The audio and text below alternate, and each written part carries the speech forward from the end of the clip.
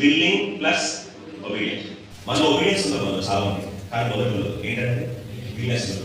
Will ఉంటే skill ఉండదు, skill ఉంటే విల్ ఉండదు. కానీ ఇక్కడ కాంబినేషన్ ఏంటంటే ఒబీ combination. If you're willing plus obedience. మనలో చాలా మందికి ఒబీడియన్స్ ఉన్నట్టే నటిస్తాం, కానీ మనసు ఇష్టం అవుతుంది. అంటే దేవుడు చెప్పాను అలా బైబిల్తో తను చెప్పిన త్యాష్ నెరవేరుతా. ఒబీడియన్స్ ఉండి విల్లింగ్నెస్ లేకపోతే, లేదా విల్లింగ్నెస్ ఉండి ఒబీడియన్స్ లేకపోతే అవుట్కమ్ ఎలా ఉంటుంది తెలుసా?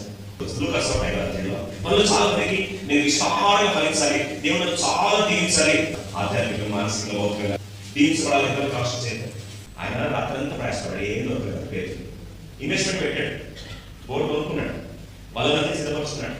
ఇన్వెస్ట్మెంట్ పెట్టాడు, ప్రయాసపడ్డాడు, వీసా తెచ్చుకున్నాడు, పర్మిషన్ తెచ్చుకున్నాడు, అది లీజ్ తెచ్చుకున్నాడు, అన్ని ప్రయత్నాలు చేస్తున్నాడు, రాత్రంతా ప్రయాసపడ్డాడు, ఏమి దొరకలేదు. కానీ ఈయనకు చాలా విధేయత ఉన్నట్టు నటించాడు. విల్లింగ్నెస్ లేదు, విల్లింగ్నెస్ లేదు, కానీ ఒబీడియన్స్ ఉంది. రెండవ వాషింగ్ దేర్ నెట్స్. అక్కడ నెట్ అన్నా నెట్స్ అన్నా నెట్స్ ఏమన్నాడు, వాళ్ళల్లో ఏమన్నాడు, పేరు ఏమన్నాడు, ఈ మాట విన్నట్టే వింటున్నా, నువ్వు చెప్పినట్టే చేస్తున్నా, కానీ రాత్రంతా చేస్తే ఏమీ రాలేదు. నా కామన్ సెన్స్ ప్రకారం ఇప్పుడు కూడా ఏమీ రా. ఆయన చెప్పావు కదా, ఆయన సరే నీ మాట ప్రకారం వాళ్ళ వేస్తా, వాళ్ళని కాదు. నువ్వు చెప్పావు కాబట్టి నేను చేస్తున్నట్టే చేస్తా, కానీ నువ్వు చెప్పిన మాత్రం మొత్తము